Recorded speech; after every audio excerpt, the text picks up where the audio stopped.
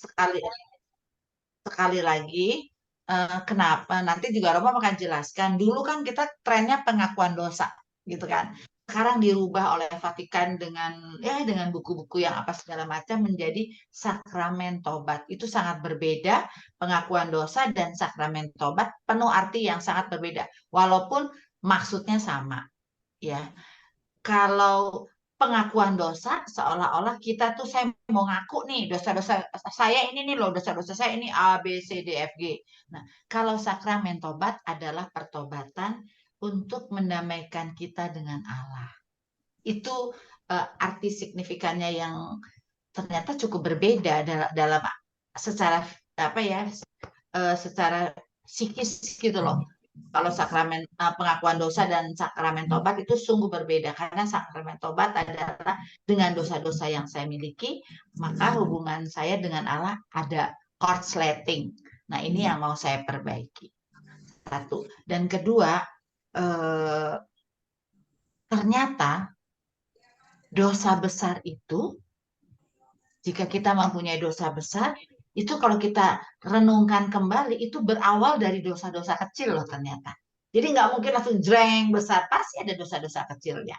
Ini salah satu kenapa saya pengen Romo Rianto menceritakan apa sesungguhnya, apakah secara Alkitabiah ada, ya pastinya ada ya. Terus kenapa teman kita di sebelah tidak ada sakramen tobat dan langsung kepada Tuhan, yang sola fide, sola apalah gitu, skriptura segala macam dengan iman, Pak. Semuanya karena apa? Kita pun tahu semuanya yang mengampuni adalah Allah itu sendiri. Itu aja Romo untuk mempersiapkan pada saat nanti sakramen tobat kita sadar dan siap. Baik. Apa pada punya dosa ya?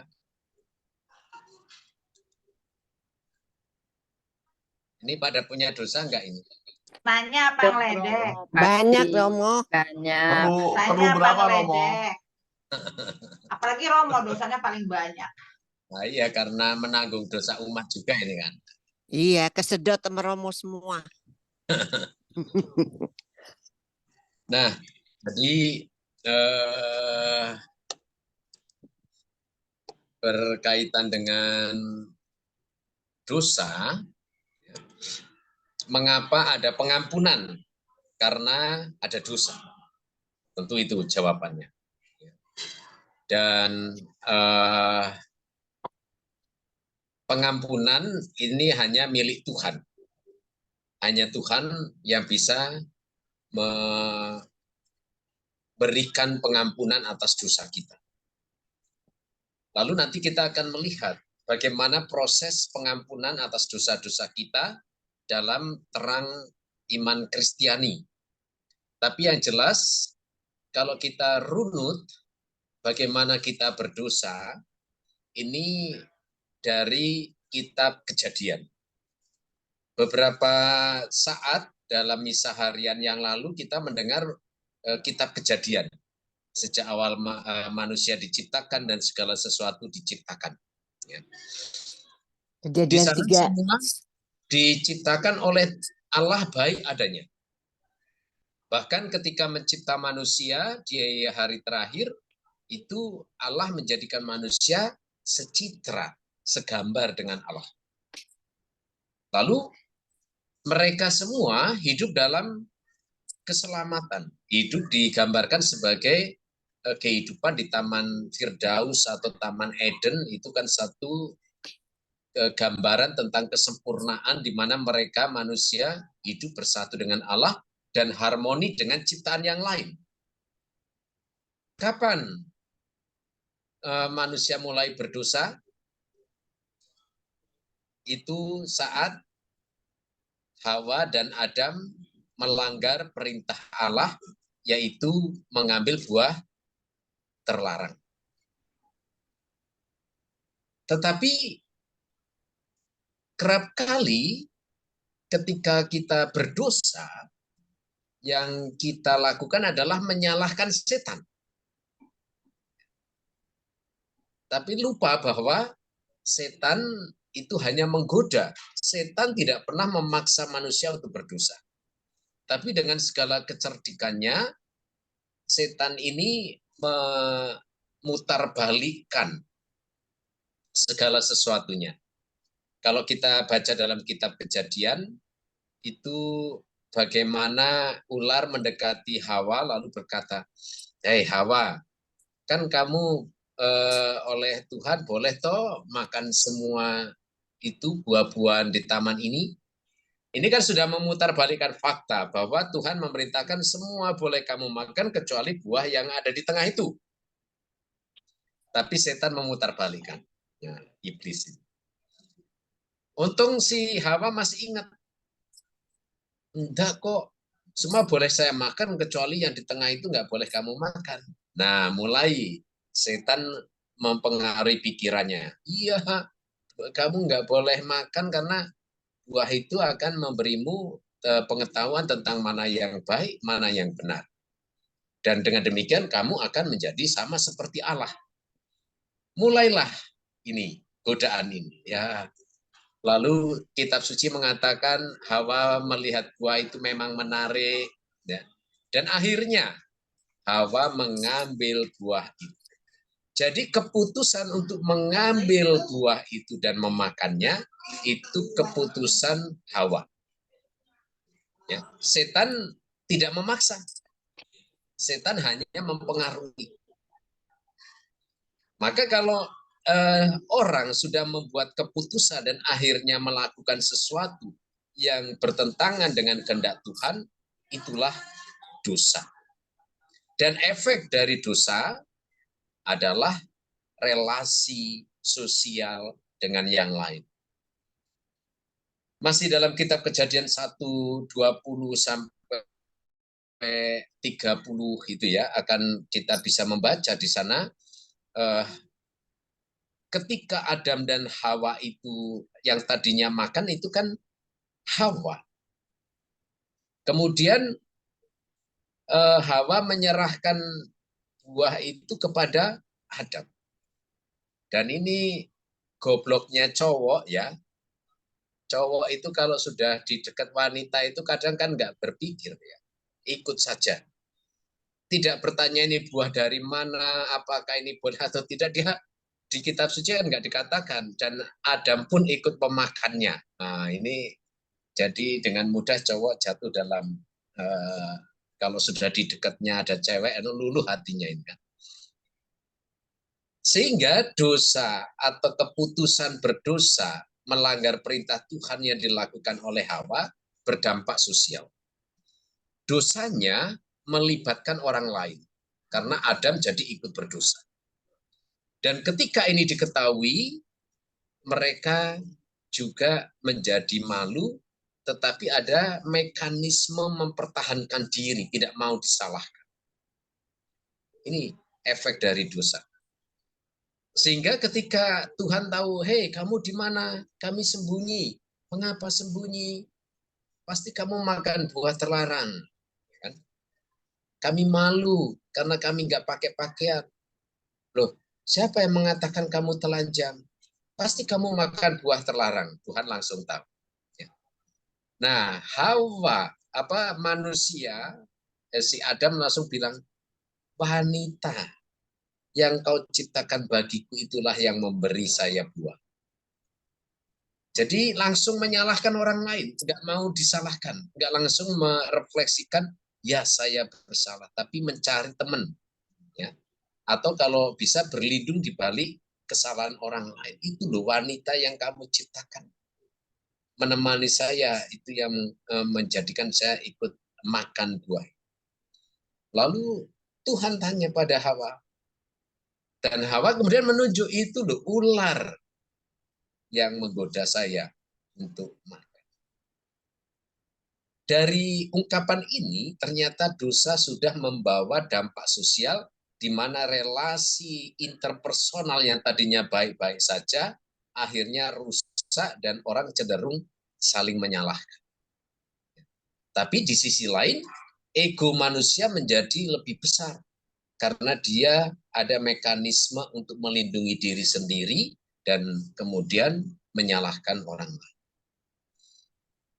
Efek yang lain adalah manusia dijauhkan dari sumber rahmat, yaitu Allah sendiri dan kehidupan rahmat di Taman Firdaus. Mereka diusir dari Taman Eden. Berarti mereka dosa membuat mereka jauh dari sumber rahmat. Nah sekarang, dosa yang dilakukan oleh Adam dan Hawa ini menjadi dosa awal. Maka kita menyebutnya dosa asal. Dan penderitaan-penderitaan manusia dengan segala sesuatu yang dialami ketika di dunia, ini merupakan dampak dari dosa yang dilakukan manusia pertama. Kita menanggungnya itu melalui berbagai penderitaan. Kamu dengan berpeluh akan mengolah tanah, kamu juga akan bermusuhan dengan ular. Jadi tidak harmoni lagi. Selanjutnya kita lihat dosa itu berkembang ternyata. Orang makin tumbuh besar egonya dan kemudian mengabaikan perintah Tuhan. Nanti itu ditunjukkan juga dalam kitab Kejadian, kisah tentang Kain dan Habel. Bagaimana rasa iri dari Kain terhadap adiknya mendatangkan satu perbuatan yang berdosa, membunuh Habel. Karena ia nilai Tuhan kok lebih memilih persembahan Habel. Padahal Habel memberikan persembahan yang terbaik dari hasil kebunnya. Sementara Kain si Kain mempersembahkan ya ala kadarnya dari hasil kebunnya, karena Kain itu seorang petani. Sementara Habel itu seorang penggembala, dia memilih persembahan yang terbaik dari anak domba yang baik untuk Tuhan, dan digambarkan Tuhan berkenan, dan ini yang menjadikan jealous si Kain. Dan akhirnya rasa tidak suka, rasa iri, rasa cemburu mendatangkan satu tindakan-tindakan berdosa lainnya. Dia membunuh si Habel. Ya. Ini terus nanti perbuatan-perbuatan dosa dan pelanggaran terjadi. Karena itu, misteri keselamatan justru karena didasari ini. Manusia sudah hidup dalam kondisi berdosa. Maka seperti Tuhan dulu menciptakan Adam dan Hawa sebagai manusia pertama yang baik adanya, tetapi itu dirusak oleh manusia pertama karena ketidaktaatannya. Dalam kehidupan selanjutnya, Yesus dan Maria menjadi Adam yang baru untuk mengembalikan ciptaan yang telah rusak oleh Adam dan lama baru akibat dosa. Sekarang melalui ketaatan Yesus, ketaatan Maria, jalan keselamatan dibuka lagi. Karena manusia tidak akan bisa selamat oleh dirinya sendiri. Manusia harus diselamatkan, dan inisiatif penyelamatan itu datang dari Tuhan. Dengan memberikan Yesus Kristus putranya menjadi jalan penebusan bagi kita. Maka kalau kita bicara soal pengampunan, rahmat pengampunan ini sungguh karunia Allah yang datang bagi kita, kesempatan diberikan bagi kita, dan pengampunan itu dilakukan dengan cara-cara yang memilih cara manusiawi. Itu yang dikehendaki Allah. Dengan mengutus Yesus Kristus putranya bagi kita. Maka kalau kita lihat, dalam kehidupan Yesus, Yesus pun memberikan sabda pengampunan itu secara manusiawi. Artinya sabda pengampunan itu langsung didengar dan langsung dirasakan oleh orang-orang yang ada di sekitar. Pergilah, jangan berbuat dosa lagi. Aku pun tidak menghukum engkau. Itu kata-kata Yesus kepada wanita yang dihadapkan kepadanya karena habis tertangkap berbuat zina. kepada mereka yang sedang menyalibkan dia, Yesus pun bersabda, "Ya Bapa, ampunilah mereka, sebab mereka tidak tahu apa yang mereka lakukan." Setiap kali Yesus menyembuhkan, Yesus mengaitkan bahwa kerapuhan manusiawi itu juga ada hubungannya dengan dosa. Maka ada beberapa kisah penyembuhan diakhiri dengan kata dosamu telah diampuni. Ada pengampunan di sana. Tetapi ini dilakukan secara dengan cara-cara manusiawi, di mana kata-kata pengampunan itu didengar oleh orang, dirasakan juga manfaatnya, ada membawa perubahan, dan kemudian secara manusiawi itu mendatangkan pembebasan secara langsung, orang jadi sembuh, orang tidak mendapatkan hukuman. Secara manusiawi itu langsung terlihat. Nanti ini akan saya terangkan, ini yang menjadi dasar mengapa kita harus mengaku dosa di hadapan imam, karena ini menjadi dasar sakramen pengampunan dosa. Tetapi bahwa Allah untuk mengampuni manusia menggunakan unsur manusiawi untuk menyalurkan rahmat pengampunannya ini sudah terjadi sejak zaman Perjanjian Lama. Dalam Perjanjian Lama, bangsa Israel diminta untuk mengangkat para imam. Dan para imam ini bertugas untuk mempersembahkan kurban atas nama umat untuk kepada Allah dengan aneka intensi. Ada kurban pujian, ada kurban pelunasan dosa, ada kurban penghapusan dosa.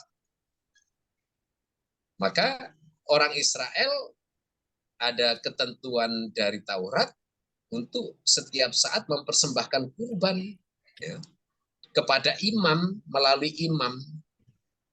Seperti Yesus waktu kecil dipersembahkan ke bait Allah. Dan saat itu dipersembahkan juga melalui imam yang bertugas.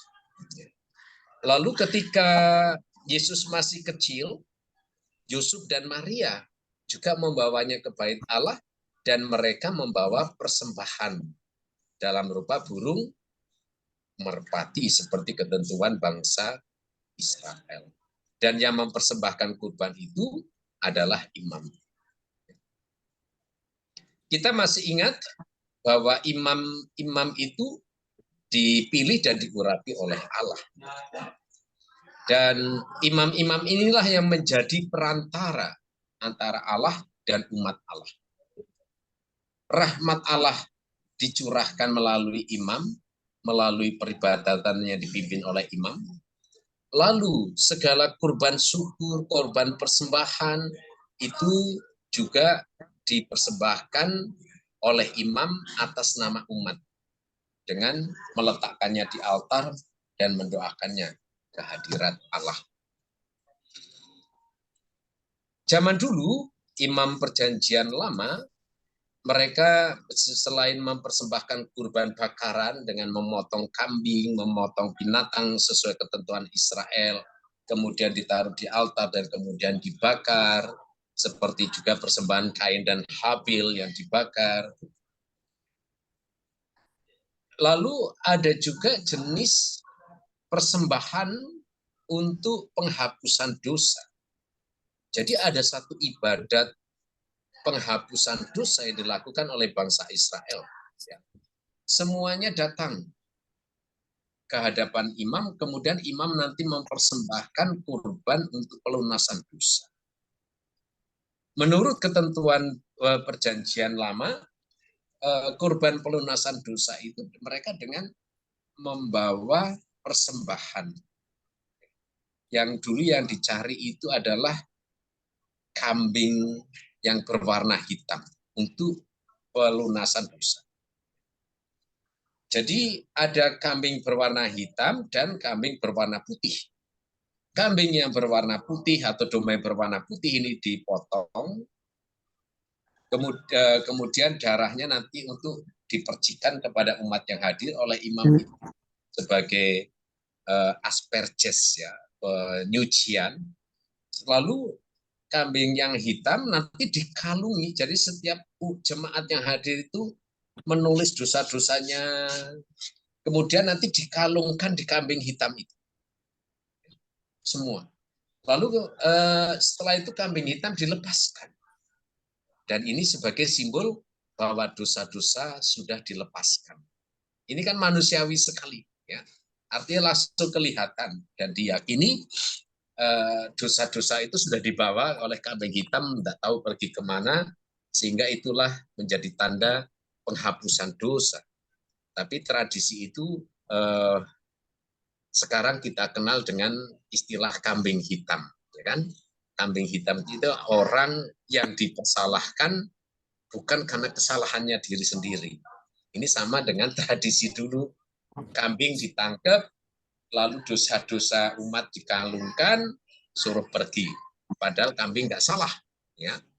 Maka kita kan kenal, dia dikambing hitamkan atau saya dikambing hitamkan. Artinya kita nggak salah, tetapi harus memikul kesalahan orang lain. Jadi sejak zaman tradisi perjanjian lama, rahmat pengampunan itu melibatkan manusia dengan mengangkat imam sebagai perantara untuk peribadatan penebusan dosa. Sama anak sama aja, kalau digini susah banget sih. Apa ini ya? Siapa anaknya yang susah? Anaknya siapa ini? Rika. Anaknya siapa?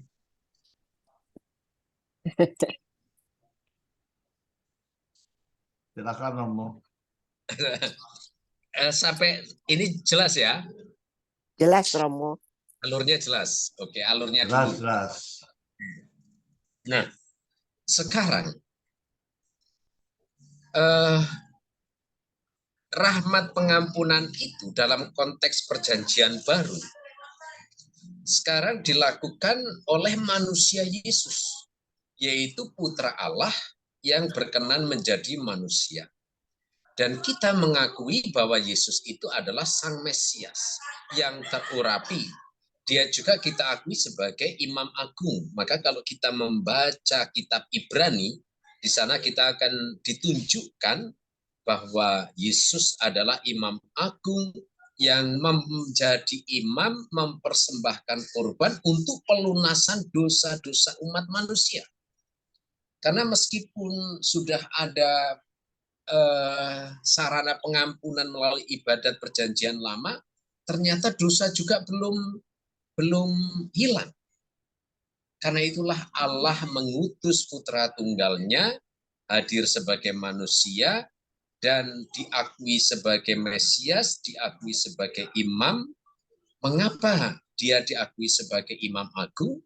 Karena dialah yang menjadi tebusan dosa-dosa kita.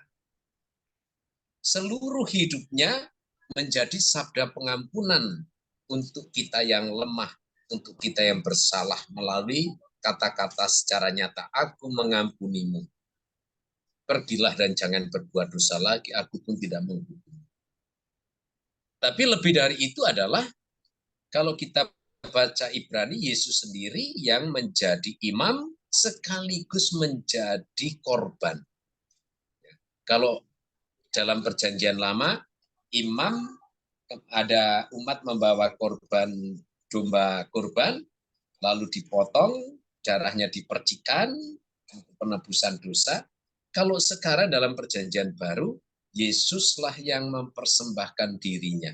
Dia imam sekaligus menjadikan dirinya sebagai bahan persembahan dan kurban.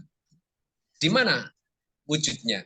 Di kayu salib. Maka salib itu diyakini adalah altar persembahan pelunasan dosa kita. Karena di salib itulah Yesus mempersembahkan tubuh dan darahnya, dan kita masih melihat di Injil Yohanes ketika Yesus setelah wafat ada serdadu yang menikam lambung Yesus, maka keluarlah darah dan air dari lambung Yesus. Ini kan melambangkan pengampunan Allah bagi kita, darah yang seperti terciprat untuk kita semua untuk menebus dosa-dosa kita. Dan nanti kalau kita mau baca pewahyuan soal darah yang mengalir dari lambung Yesus sebagai tanda kerahiman, tanda pengampunan dan kasih Allah, ini bisa dibaca dalam mengenai devosi hati kudus dan juga dalam pewahyuan Yesus kepada Santa Faustina yang akhirnya mendirikan devosi kerahiman ilahi. Ya. Maka darah Yesus ini yang dikorbankan dan darah Yesus yang menghapus dosa kita. Sementara sabda pengampunan tetap kita dengarkan karena waktu Yesus hidup, Yesus memberikan sabda pengampunan.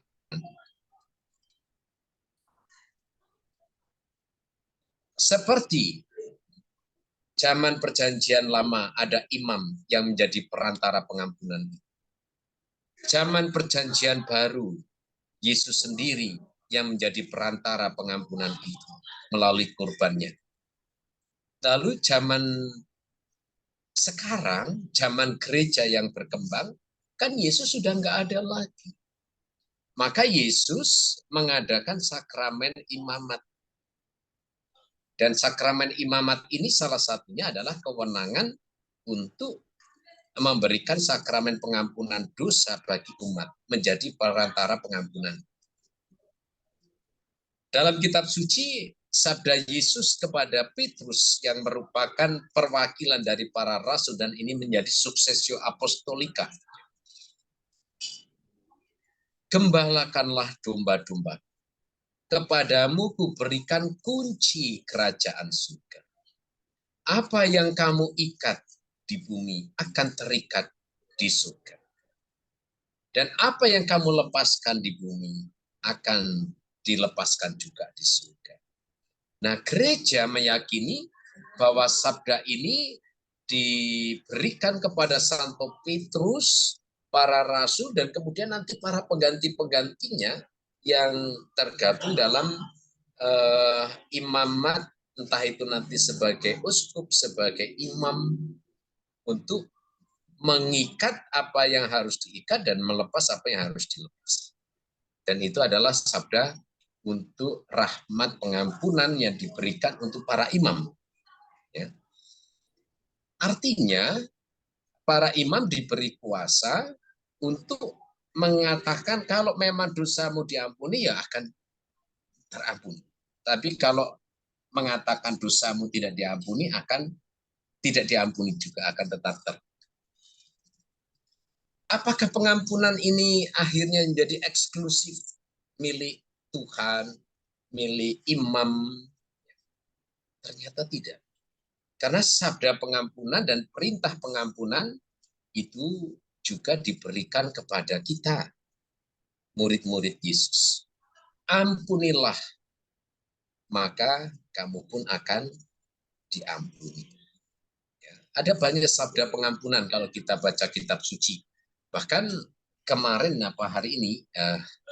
kemarin kita mendengar bacaan Injil tentang bagaimana Yesus mengajarkan doa Bapa kami, dan di sana juga ada doa pengampunan. Ampunilah kesalahan kami seperti kami pun mengampuni kesalahan sesama kami. Bahkan Yesus juga pernah bersabda, kalau kamu sedang beribadah, mempersembahkan kurban, sedang berdoa, kamu ingat ada persoalan dengan saudara, tinggalkan dulu kurbanmu itu, berdamailah dulu dengan saudaramu itu, baru lanjutkan kurban. Maka kurbanmu akan dinilai berharga di hadapan Allah. Jadi sepertinya dinamika pengampunan dan situasi pertobatan harus menjadi tradisi dan menjadi bagian dari liturgi doa dan ibadah. Nah, itu dari aspek teologisnya.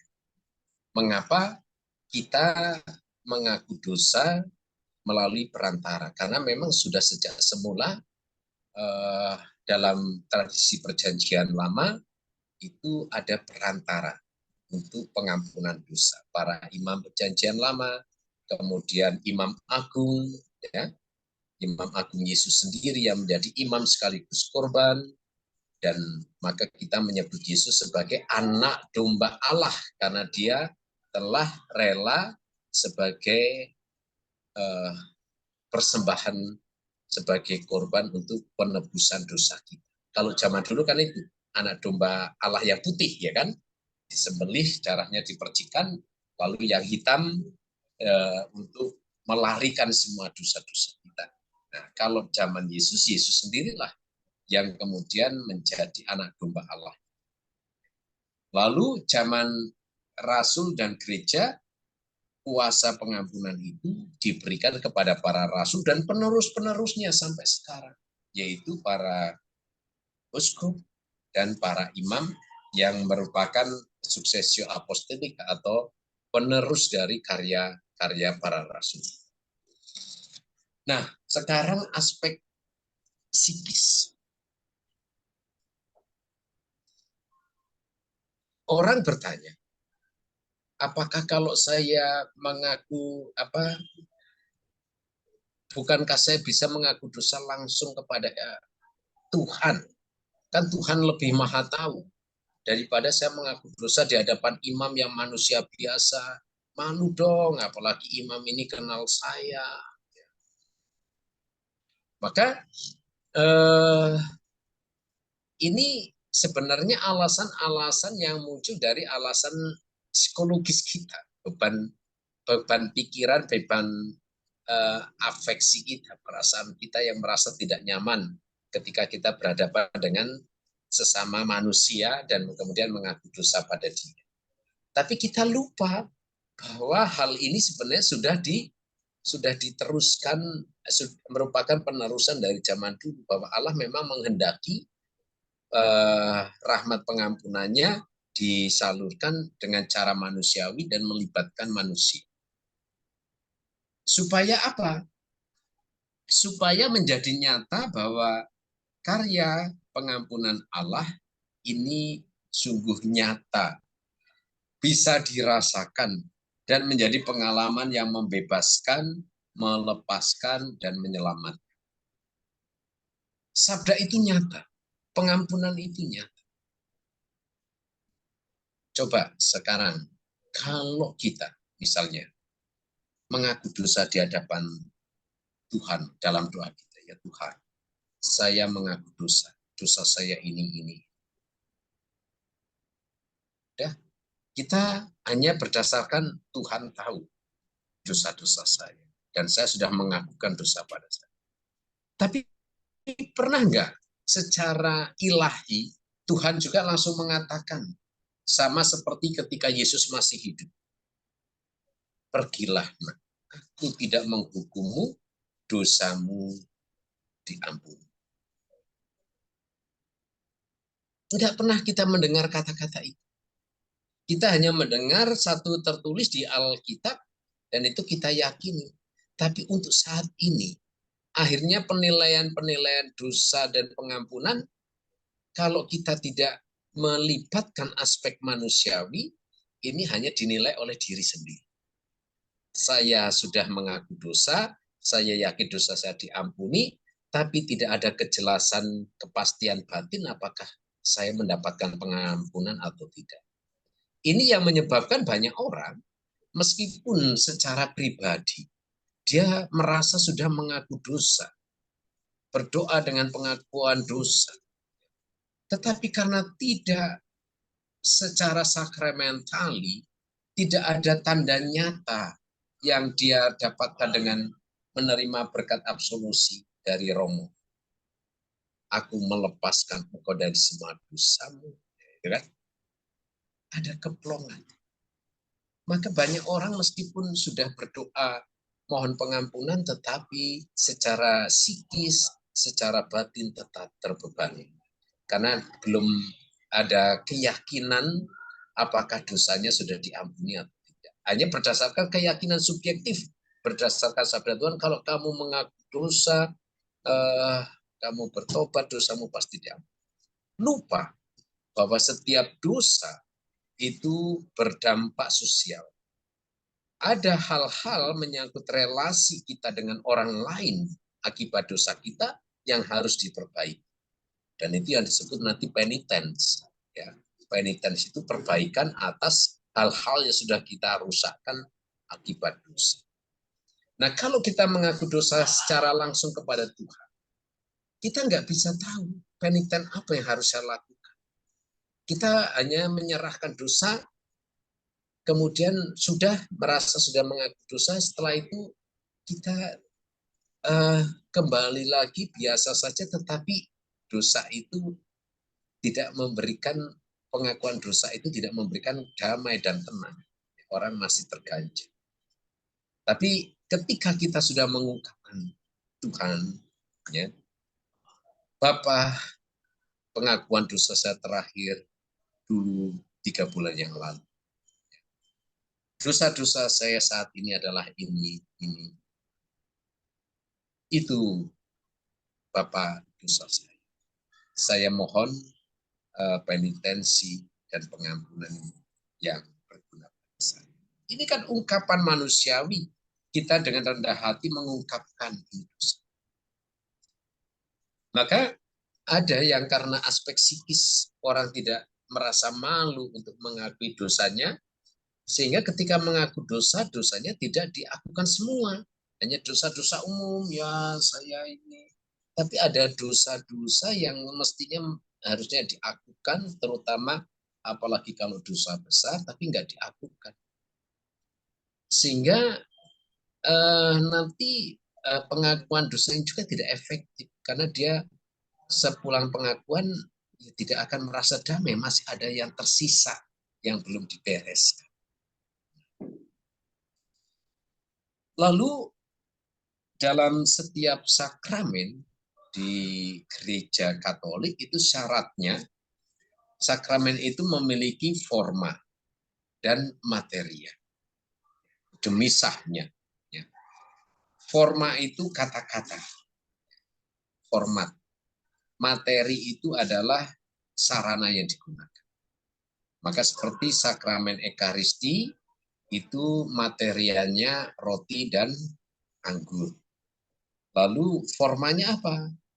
Kata-kata konsekrasi. Curahkanlah Roh Kudus-Mu supaya roti dan anggur ini menjadi tubuh dan darah Putramu Yesus. Itu kata-kata ini. Dan pengangkatan, inilah tubuhku, inilah darah. Itu forma yang dimisahnya, dan materinya adalah roti dan anggur yang ada ketentuan. Anggurnya harus yang gimana, hostinya yang gimana. Jadi nggak bisa sembarang diganti. Anggur koleksinya Risa itu untuk misa itu nanti malah mabuk. Tidak boleh. Martini ya nggak boleh. Apalagi diganti bir itu nggak. Hostinya kok kecil, kurang mantep makannya, ganti dari brasserie atau dari itu enggak boleh. Karena itu syarat sahnya sakramen adalah forma dan materi. Lalu kalau baptis, formanya, kata-katanya adalah aku membaptis kamu dalam nama Bapa, Putra, dan Roh Kudus, dan sarananya adalah dengan air yang dikucurkan dan menyentuh bagian tubuh Korintus. Itu kalau dalam Katolik. Maka ketika ada orang Kristen yang mau pindah Katolik akan dicek dulu kamu dibaptisnya gimana, ya kan? Dengan kata-kata apa untuk mengecek forma dan materialnya. Oh, saya dulu dibaptis di kolam pembaptisan dengan dicelupkan. Oke, berarti kan airnya mengenai tubuh ya. Oke, sah. Kata-katanya gimana? Oh, dulu kata-kata baptisannya, saya membaptis kamu dalam nama Yahweh, Allah Israel, Allah. tanpa menyebut trinitari. Nah, ini jadi tidak sah. Nah, masih harus dibaptis ulang kalau tidak sah. Nah, sakramen pengampunan formanya adalah kalau kita mendengar kata-kata Yesus sendiri, aku melepaskan kau dari semua dosamu dan aku tidak menghukummu, itu yang dikatakan oleh imam. Jadi yang imam ini hanya mengatakan sabda pengampunan dari Allah yang memang diwariskan kepada gerejanya, kepada para rasul dan penerusnya. Maka atas aku melepaskan engkau dari semua dosamu atas nama Bapa, Putra, dan Roh. Jadi yang melepaskan itu Allah melalui imam di dalam Trinitaris. Itu formanya. Lalu materinya apa? Materinya adalah pengakuan dosa dari sang peniten. Jadi kita yang mengaku dosa mengakukan semua dosa-dosa kita secara eksplisit kepada imam. Ya. Maka kalau kita hanya diam saja di kamar pengakuan, tidak ngomong tentang dosa-dosa kita, dan nanti kita akan nggak memenuhi syarat forma dan materia itu. Harus ada dua hal itu. Kita ada peniten yang mengungkapkan dosanya, kemudian ada forma atau kata-kata pengampunan dari sang imam mewakili. Mengapa kok kita ada apa sebenarnya dengan dosa-dosa kita sehingga tidak begitu saja dosa bisa dilepaskan? Karena nanti ada jenis-jenis dosa yang tidak begitu saja secara manusiawi diabsolusi oleh imam. Misalnya, Romo, saya mengaku dosa karena saya sudah menikah di luar gereja. Nah, menikah di luar gereja ini kan mendatangkan konsekuensi hukum, yaitu orang nggak boleh sambut komuni dalam gereja. Maka imam kalau menerima pengakuan dosa dengan dosa saya menikah di luar gereja, akan menyelidiki lebih lanjut apakah ini sudah dibereskan atau ya. Tidak serta-merta nanti imam akan udah kamu untuk penitensi berdoa 3 kali Bapa kami, lalu imam memberikan berkat absolusinya. Ini enggak boleh. Untuk beberapa jenis yang berkaitan dengan ketentuan dan aturan gereja, imam harus mempending, harus kesalahan ini oke dianjurkan. Coba ini harus dibereskan dulu. Ya. Bagaimana ini bisa diperbarui dan nanti ini harus dibawa ke misalnya konsultasi perkawinan ke Romo Paroki. Baru satu saat Romo memberikan absolusi pengampunan. Romo, dosa saya adalah menggugurkan kandungan. Nah, untuk memberikan absolusi pengguguran kandungan, ini pun seorang imam tidak begitu saja. Dia harus minta izin ke uskup. Hanya sekarang dengan aturan yang baru dipermudah. Setiap imam langsung secara otomatis diberi kuasa oleh uskup untuk memberikan absolusi terhadap dosa pengguguran. Sehingga tidak perlu lagi pending dulu ya. Nanti satu saat mengaku lagi, datang lagi, tapi saya akan izin dulu ke uskup. Sekarang sudah bisa langsung di kamar pengakuan memberikan absolusi atas dosa, pengguguran aku memberikan absolusi, aku melepaskan dari semua dosamu termasuk dosa pengguguran ini dalam Bapa. Hanya imam harus mencatat dan nanti melaporkan ke uskup. Misalnya dalam musim pengakuan dosa ini saya memberi absolusi absolusi atau pengampunan pengguguran untuk berapa orang, tapi tidak disebut nama, hanya berapa orang. Itu harus dikirimkan kepada uskup. Nah, untuk saat ini itu mengapa kita harus setelah itu kita akan mendapatkan kelegaan secara psikologis ya. Karena ada tanda nyata kita diberi pengampunan melalui wakil Tuhan. Dan imam pun tidak mengucapkan sabda pengampunan atas nama dirinya sendiri. Dia atas nama Allah dan kuasa Allah itu memang sudah diberikan kepada imam karena tabisan itu. Apa yang kamu lepaskan di dunia akan dilepaskan di surga. Apa yang kamu katakan tidak atau belum mendapat pengampunan ya belum juga, kan? Dan ini yang nanti sabda pengampunan ini diberikan melalui yang disebut dengan yurisdiksi. Ya. Jadi kepada setiap imam, ordinaris wilayah atau uskup itu menerbitkan yurisdiksi. Yurisdiksi itu artinya hak untuk menerimakan sakramen pengampunan dosa. Jadi ada romo-romo yang bisa saja yurisdiksinya itu dicabut, dia nggak boleh menerima sakramen pengampunan dosa. Itu yang bisa saya jelaskan. Nanti saya jelaskan terus pada ditinggal tidur, nggak tahu saya. Apakah ada? Enggak lah, Enggak. Mo. Dengar. Apakah Jelas. jelas? Jelas nggak? Ada yang mau tanya nggak? Silakan. Aduh, Jelas, Mo.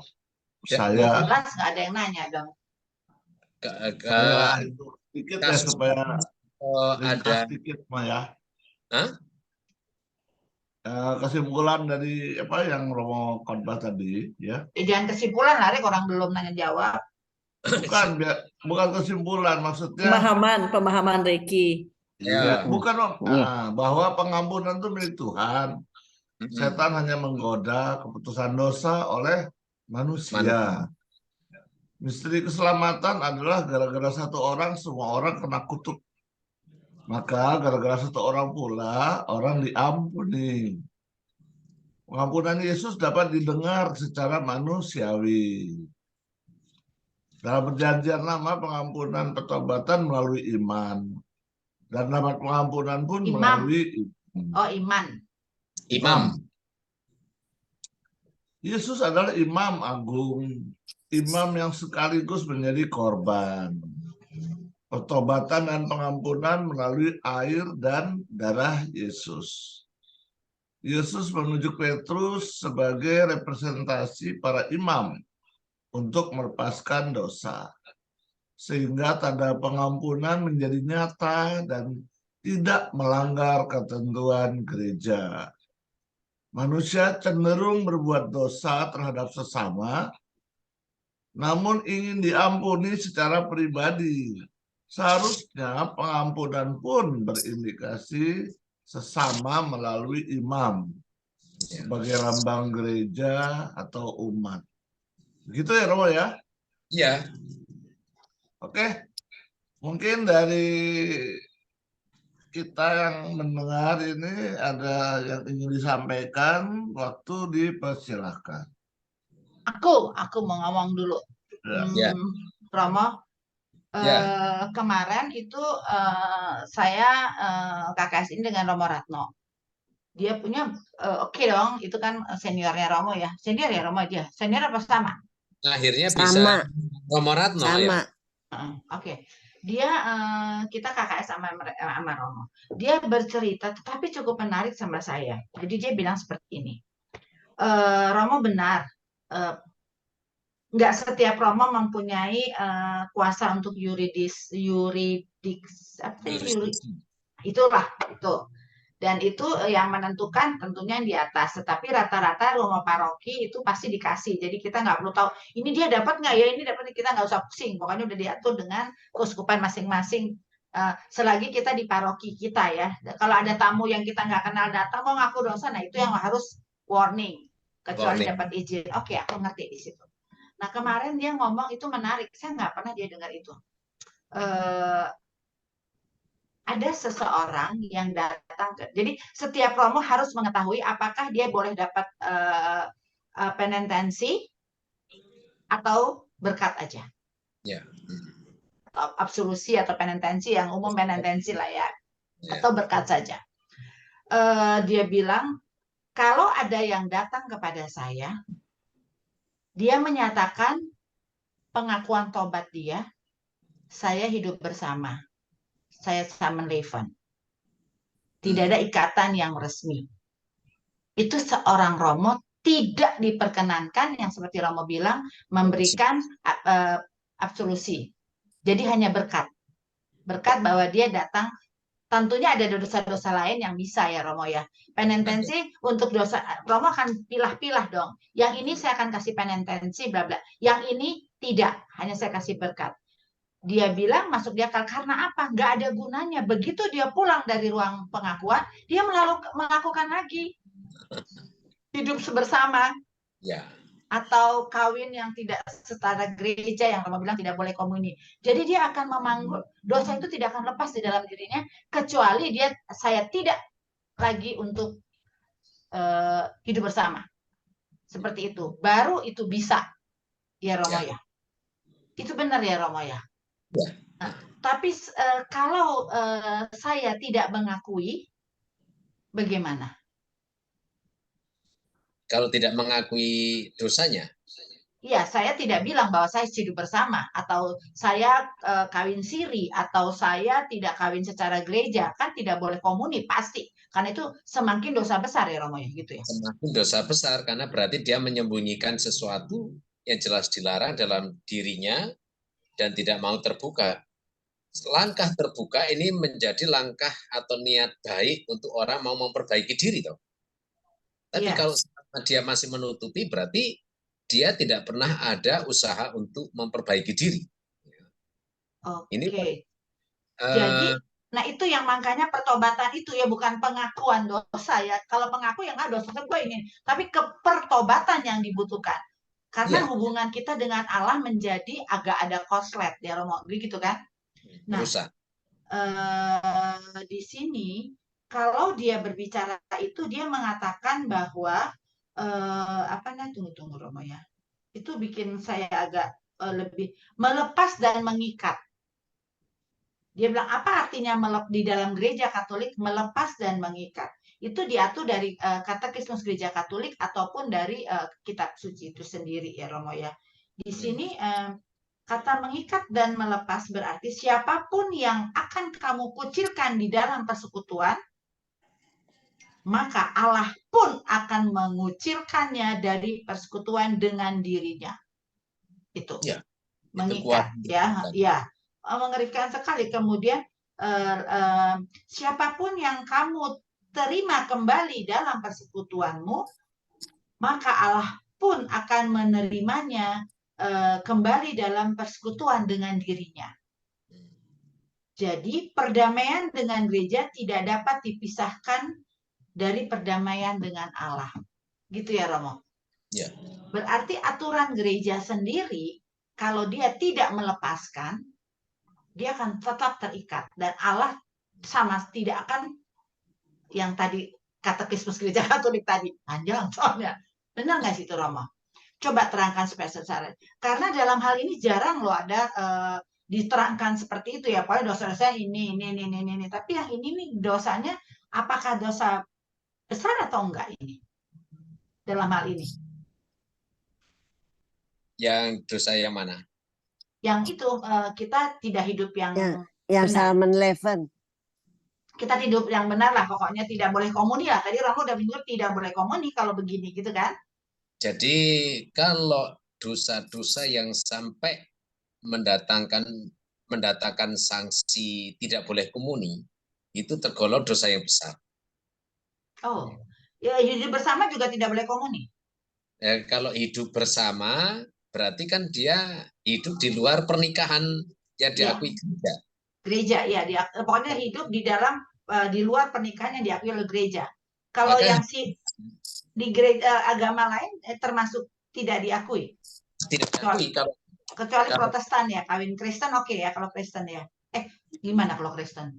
Sama aja. Apakah prinsipnya, apakah perkawinannya itu sudah diakui atau sah juga menurut Gereja Katolik gitu kan? Oh, jadi poinnya Katolik itu sendiri, gereja Iya. Persekutuan Katolik Apostolik ya. Persekutuan Katolik, karena gereja satu, kudus dan apostolik kan. Ya. Nah, bahwa misalnya dia nikah dengan pasangan yang Kristen misalnya, Ya. atau pasangan beda agama. Ya. Tetapi ketika pengurusannya itu bisa dilakukan dengan nikah beda gereja, ada dispensasi, Ya, itu bisa. ada atau beda agama, dan diberkati di gereja, Ya. ini sah. Di gereja Katolik maksudnya kan? Ya. Artinya ketika perkawinan itu meskipun dilakukan oleh beda agama atau beda gereja, tetapi diakui juga oleh Katolik karena ada dispensasi beda gereja, itu dianggap sah. Maka Oke. yang Katolik tidak mendapatkan hukuman, dia tetap boleh ke gereja meskipun Dan komuni. pasangannya tidak ke gereja, gitu kan? Atau ada kasus lain lagi, orang Katolik nikah dengan orang Kristen, tapi karena alasan tertentu dia tidak bisa nikah di gereja Katolik. Katolik. Nikahnya mesti di gereja Kristen, dan yang harus memberkati pendeta karena ini anaknya pendeta misalnya. Ya. Tapi sejauh ini sudah dikomunikasikan dengan romo paroki, diurus untuk dispensasi forma kanonika, jadi dia diberi dispensasi untuk tetap bisa nanti nikahnya itu di gereja Kristen yang berkati pendeta boleh, tapi nanti itu secara administratif gereja Katolik akan mengirim kepada pendeta itu untuk tanda tangan peresmian itu, dan nanti itu diakui juga oleh gereja Katolik. Oh, Itu dispensasi sampai ke keuskupan? Ya, akan disampaikan ke keuskupan juga.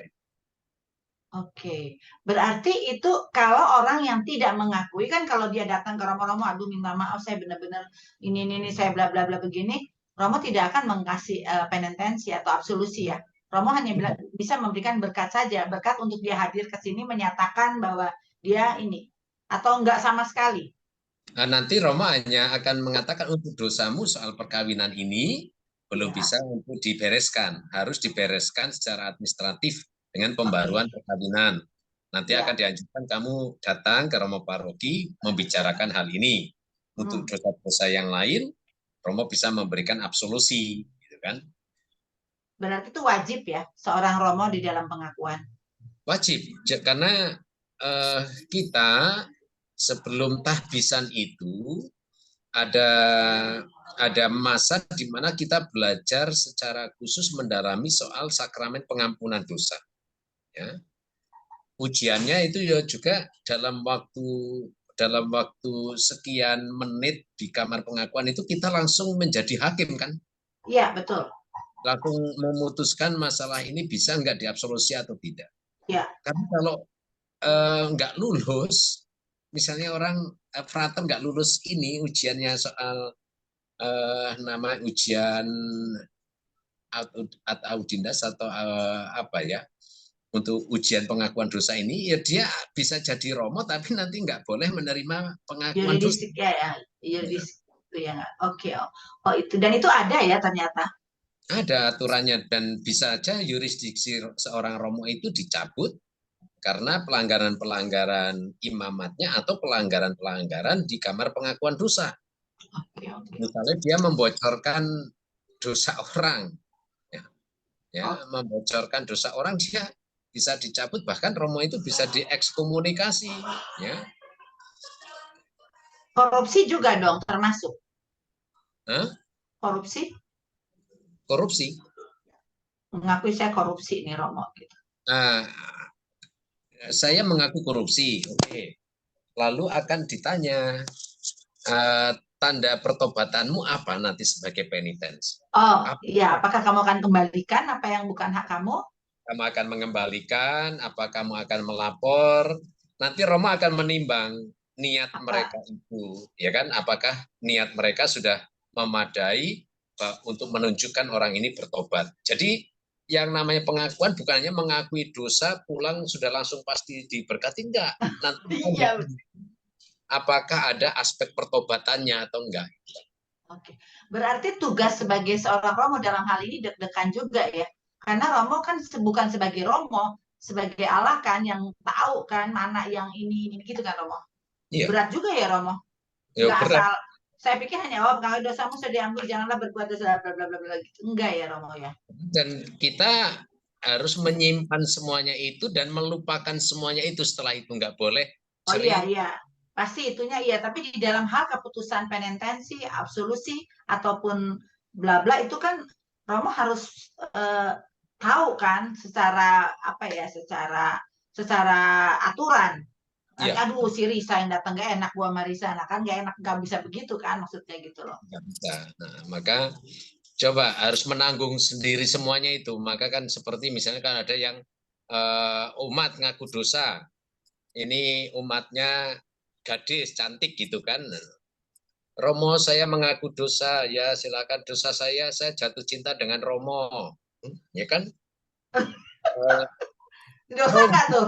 Hah? Dosa nggak? Kalau jatuh cinta aja nggak Yang apa-apa dosa, dong, asal jangan melakukan. yang dosa yang perempuannya, Riz. Lah yo, Enggak. maka yang ngaku Udah dosa. tahu kan Romo nggak boleh kalau dia ngaku. Tapi Ina kalau kita jatuh cinta tapi nggak ada nothing to do, oke dong. Ya aku bilang kan Ya, enggak. Tapi yang Kalau lu penting jatuh Romonya cinta, nggak lu melakukan tergoda. sesuatu itu nggak boleh. Tapi kalau cuman, aduh gue demen banget, aduh gue cinta banget sama nih Romo, tapi cuman just ngomong, tapi gue tahu gue nggak bisa, itu nggak apa-apa asal lu nggak lakukan apa-apa. Secara manusiawi bisa dibayangkan gini. Saya ngaku dosa, saya jatuh cinta dan Romo. Sekarang Romonya ada di hadapan saya. Waduh, mati loh, langsung. Dan nggak mungkin lah, pasti emang ada Romo, gitu. boleh nggak ya Riz kalau misalnya Romonya itu bilang Anda salah ke saya, nggak bisa gitu. Jadi ditolak gitu loh Romo. Boleh Ya, nggak itu? kita Ya harus pasti ditolak lah itu mah. tidak ditolak, tapi kita memberi nasihat rohani Mm-mm. bahwa kamu jatuh cinta itu bukan sesuatu yang salah ya kan, tapi bahwa Kan?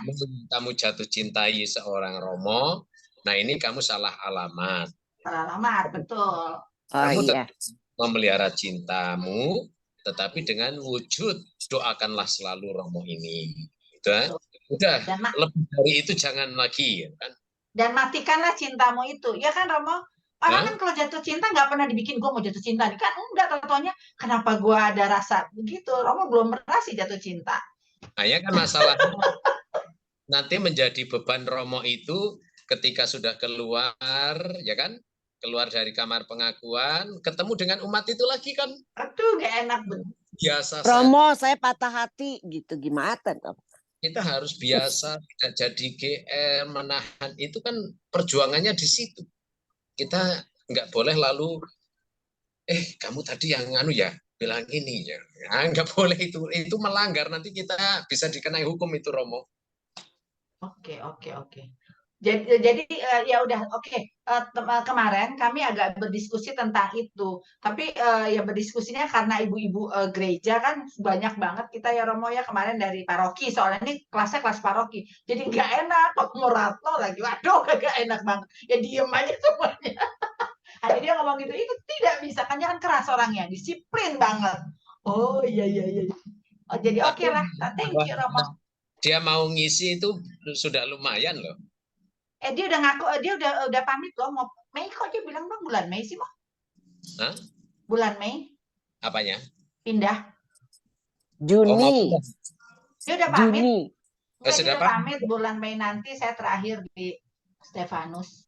Mau pindah kemana? Dia nggak kasih tahu. Palembang. Kan Romo udah kasih tahu. Aku nggak tahu aku. Kasih Romo, Arat. Kasih Romo aja. Oke Romo, thank you. Jadi Lani kan dengerin juga kan kemarin Lan kita Lan KKS Romo Ratno Lan, ya kan? Aku lihat suara Lani kok. Oke Romo, thank you. Silakan yang lain. Prinsipnya jangan pernah merasa takut, merasa cemas, karena itu yang memang dikehendaki Tuhan, dan justru dengan sakramen pengakuan, pengampunan, atau sakramen tobat di hadapan imam yang sudah dipilih Allah, kita ini langsung mendapat jawaban sabda pengampunan secara manusiawi. Jadi yang menilai itu bukan diri kita sendiri, tetapi dinilai oleh orang lain, dan juga kita juga tahu langkah-langkah pertobatan yang harus kita lakukan untuk perbaikan atas dosa kita yang akan diberikan oleh Romo melalui penitens gitu kan. Kalau Jadi nyeleweng boleh ya, Itu mau nyeleweng pengakuan dosa boleh kan, kita tidak melakukan lagi, boleh ya? ya boleh loh. Kalau itu dapat penitensi dong. Saya tidak melakukan lagi, tapi saya pernah menyeleweng. Boleh dong. Ya Itu boleh. dapat penitensi dong. Apa dapat absolusi ya? Ya kita kan oke, saya berjanji untuk tidak berdosa lagi itu kan doa Iya, tobat iya, kan. iya. Bahwa kemudian yang penting pada saat di kamar pengakuan itu ada niat kita untuk memperbaiki diri dan tidak melakukan lagi. Itu kuncinya. Bahwa nanti ternyata kita jatuh lagi, Datang lagi. itu bukan lalu waduh ya enggak, karena kesempatan pengakuan dosa karena itu terus menerus. Ya oke, kita akukan lagi. Gitu kan. Oke.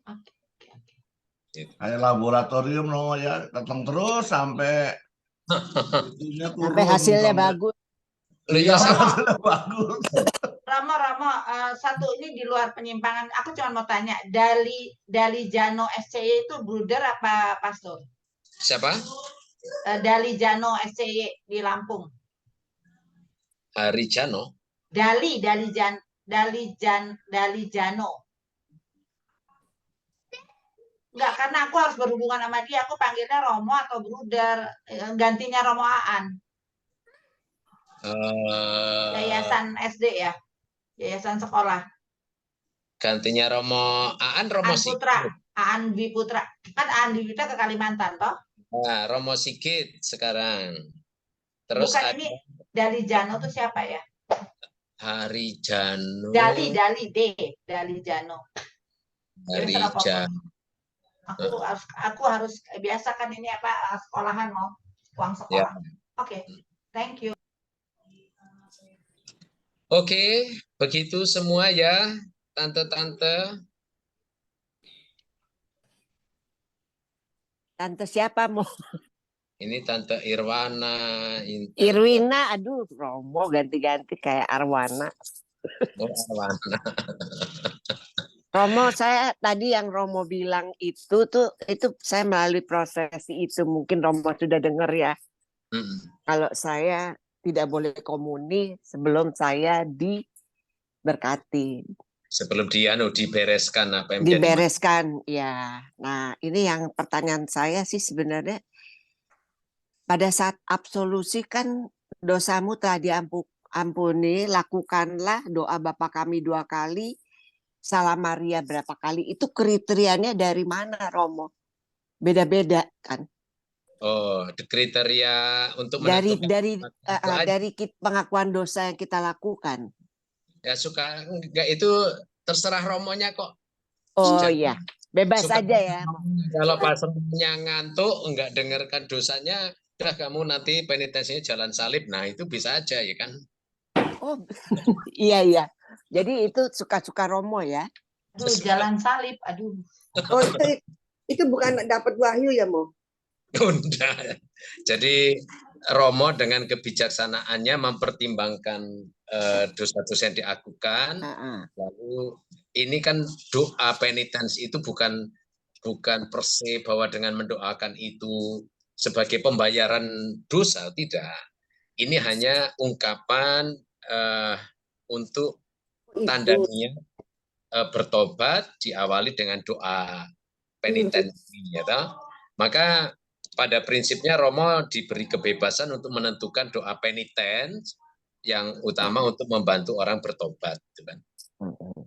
Jadi bisa aja ada Romo yang oke, kamu, tapi akan ditanya, kamu mau nggak tak kasih penitensi jalan salib selama 7 hari berturut-turut? Nah, misalnya, bisa aja itu. Masih bisa tawar-menawar. Bisa ya. Romo, aduh jangan kayak gitu dong. Nawar. Kecebak sih, boleh nggak Repot Romo? banget. Masih boleh. Iya itu aja saya nanya Romo. Makasih. Tapi ingat ya, itu kan aturan yuridis formal gereja. Ya.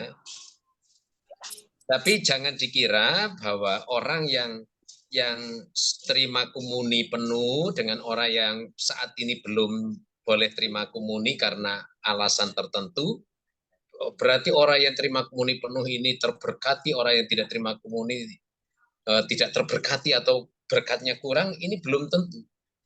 Karena soal berkat dan tidak itu murni dari Allah dengan melihat seluruh kehidupan kita, bukan hanya secara parsial. Ketika orang yang boleh, artinya orang Katolik yang boleh menerima komuni penuh, tetapi hidupnya tidak mencerminkan penghayatan kekristenan yang baik, ya dia tidak akan terberkati. Meskipun tiap minggu terima komuni. Tapi ada orang yang ada kerinduan minggu ke gereja meskipun tidak terima komuni, mendengarkan firman Tuhan, pulang lalu merenungkan firman Tuhan dan berusaha melaksanakan firman, itu justru lebih terberkati. Betul. Tapi ya tidak lengkap kalau nggak komuni. Hanya memang secara batin, karena ada aspek-aspek manusiawi yang belum dibereskan, maka secara batin kita juga belum bisa menerima komuni secara penuh, ya kan? Tapi gereja memberi sarana dengan komuni batin kan ya. Thank you Romo. Yang lain dong? Indra, ada yang mau ditanya nggak Indra? Indra ada nggak sih? Ya kalau sudah jelas nggak usah dipaksa bertanya, nanti saya sulit menjawab.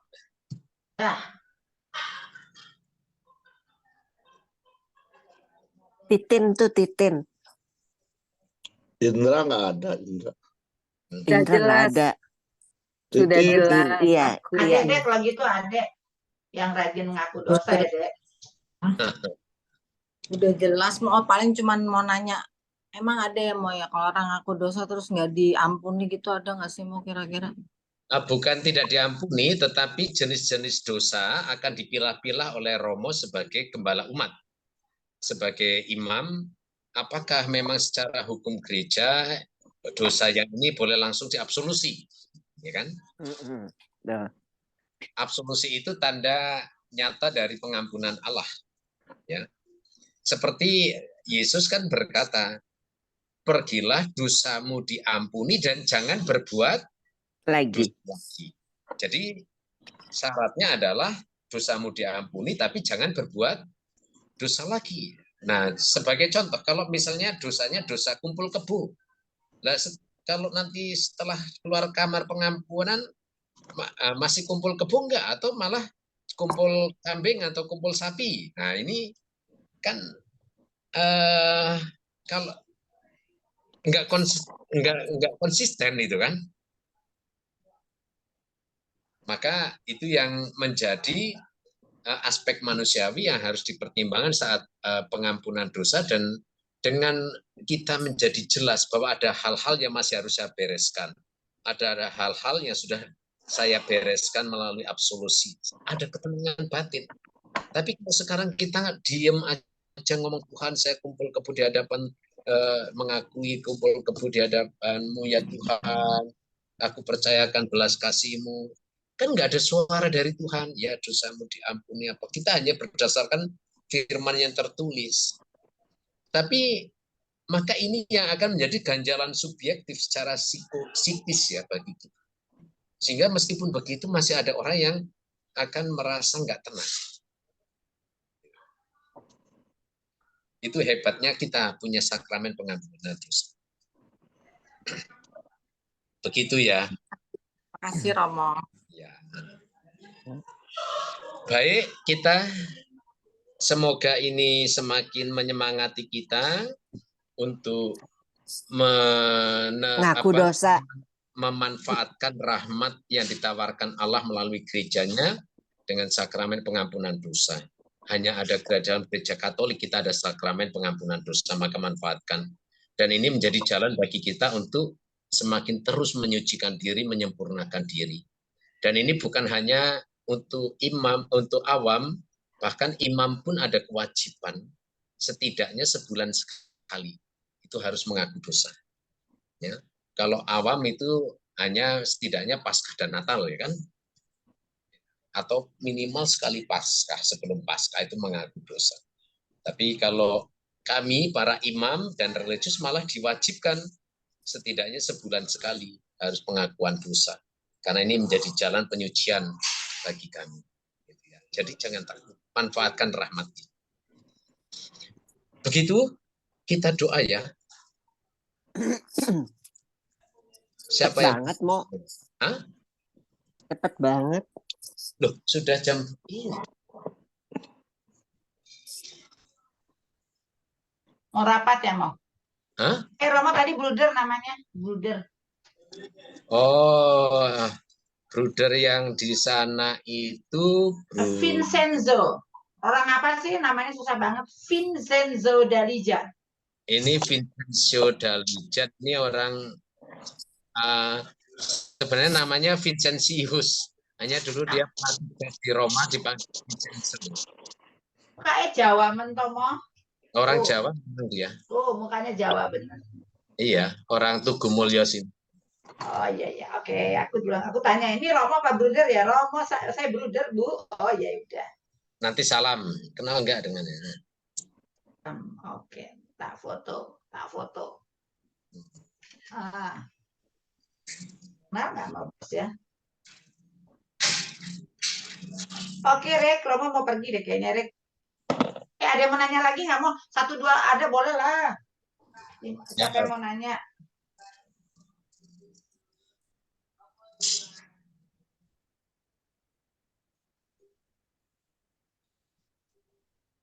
Ya Kak, oke.